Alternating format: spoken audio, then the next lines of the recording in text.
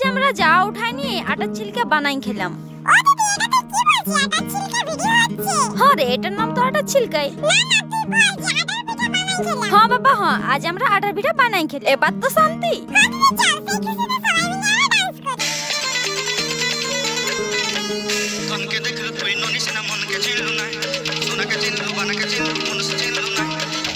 হয়েছে, এবার ব্লগে আসা যাক, নইলে পাবলিক বোর হয়ে যাবে যে।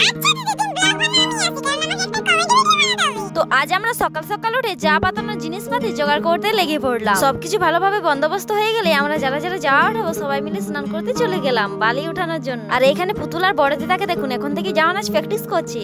তো স্নান করে এসে আমরা সকলে মিলে যাওয়াগুলো পাতিয়ে নিলাম। কেউ কুত্তি, কেউ জনহার, কেউ আবার সইসা, কেউ আবার ধান, সব মিলিয়ে হরেক রকম মাছ। তো যাওয়া ওঠা হয়ে গেলে সবাই মিলে আখড়া তোলা সেগুলো বেড়াইও নিলাম।